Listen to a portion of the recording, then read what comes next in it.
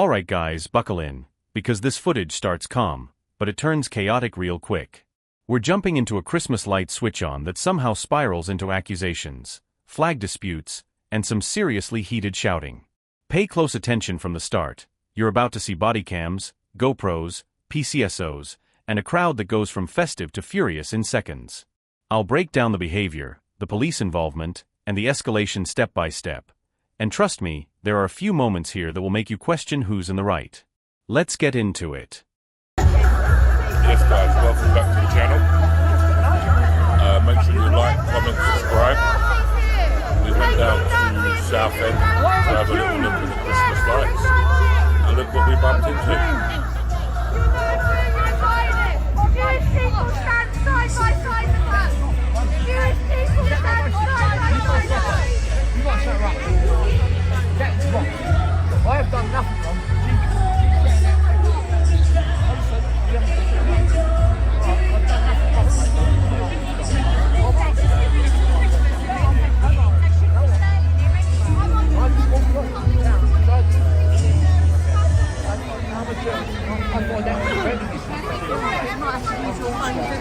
I don't think you will do. You've all got body-worn cameras, so I think you'll be using that as evidence, yeah? And also, just so you know, I could film with my GoPro as well, yeah? What's your number? Hello?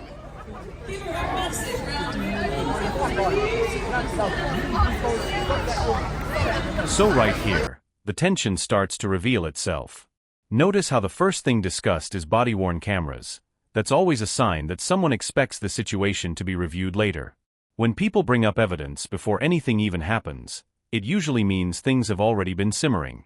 Also pay attention to the GoPro comment. It shows that both sides want their version documented. Quick question to you guys. Do you think having more cameras helps calm situations, or does it actually make people act worse? There you go, guys.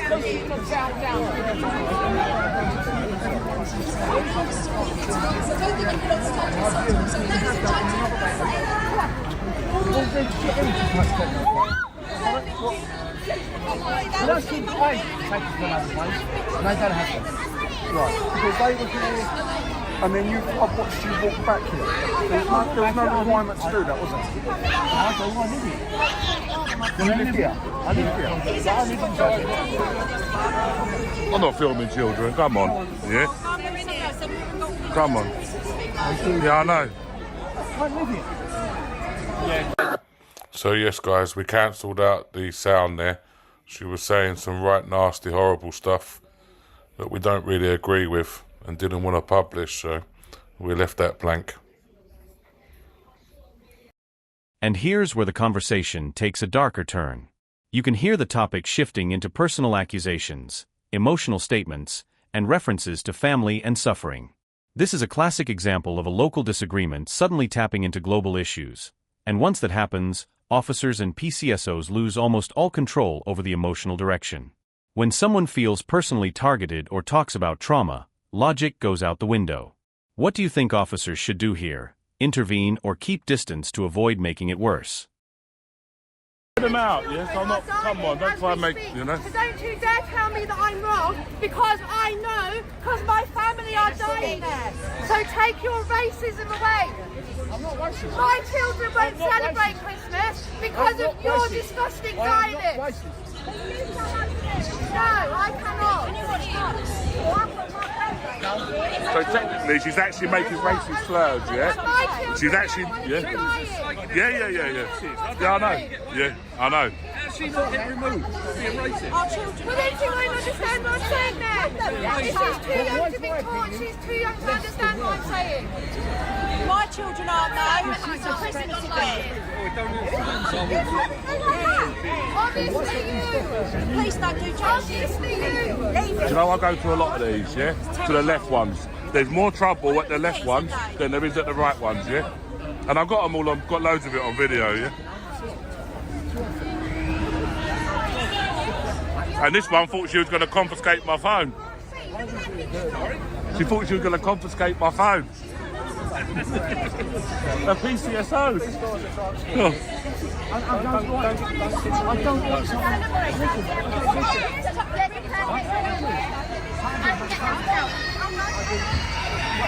Here we see something important. The PCSOs are present, but the person shouting clearly doesn't see them as an authority capable of defusing the situation. She's openly mocking them, referencing confiscation, and challenging their legitimacy. That's a key policing problem. PCSOs have limited powers, and many people know it. When emotions run high, that power gap becomes obvious. Officers would normally step in if this seemed like harassment or disorderly conduct, but the crowd dynamic makes intervention risky. Sometimes restraint is the tactic, even when the behavior looks unacceptable.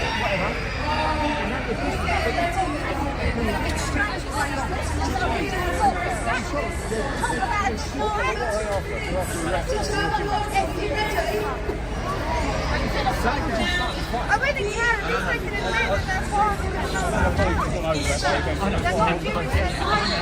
Stop insulting my Jewish friends by attacking them with your disgusting politics. Jewish people hate Israel and Zionists just as much as we do. Noise over here.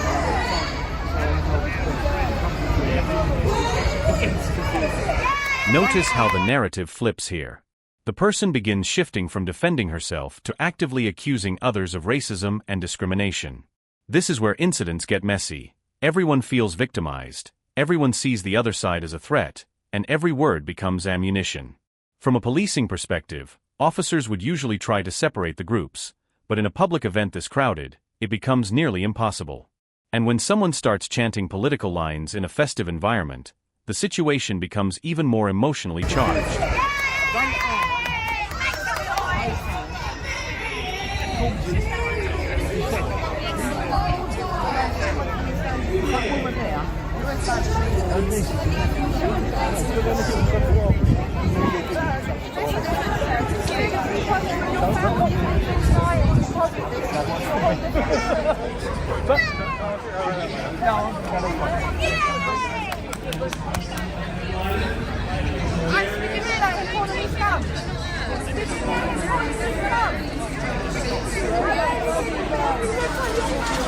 Have a nice evening. Imagine not arresting him when you literally just called me a scum. But if I'd have called him it, you would have arrested me. More than vocal with your opinions, madam. Free, free Palestine! Free, free! Palestine! Free, free! Free, free! Free, free! Free, free! Free, free! Free, free!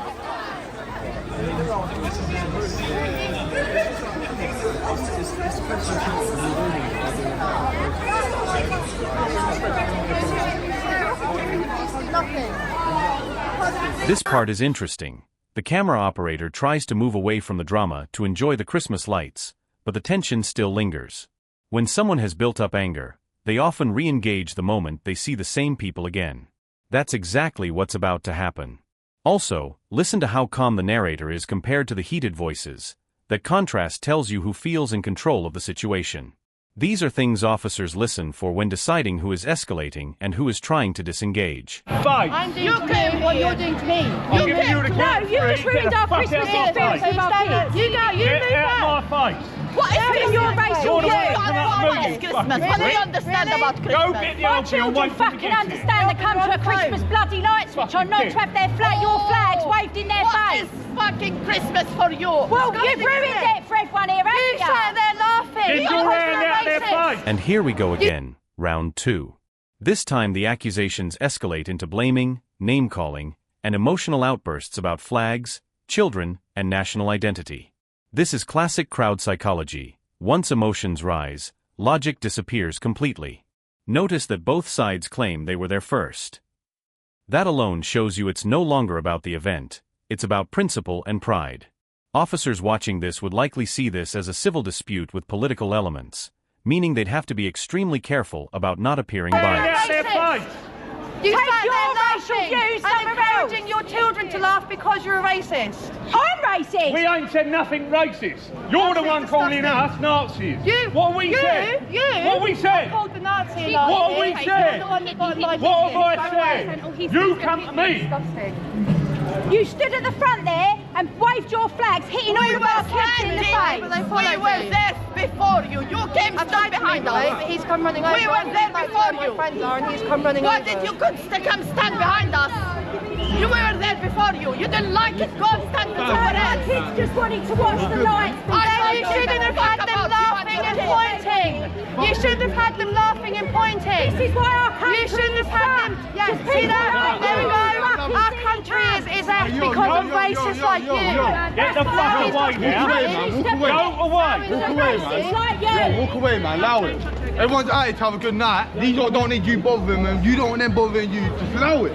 Disgusting little racist. Bro, they got kids in that. Allow yourself. Kids, we come to watch Hey, yo, you're kids. Fuck them, man. Fuck them. Yo, fuck off. Fuck off. in the head. That's what they were doing. My grandson. Yes, guys. So on our way Now down the to watch confrontation spills into the walk toward the fireworks. The repeated insults, calling people racist, referencing children being mocked, this is where officers normally consider stepping in under public order legislation, especially if families and minors are present. But notice how nobody here actually threatens violence or moves toward physical contact. Legally, that makes intervention much trickier. You can hear the frustration and confusion from both sides. This is a moment where conflict mediation skills matter far more than enforcement.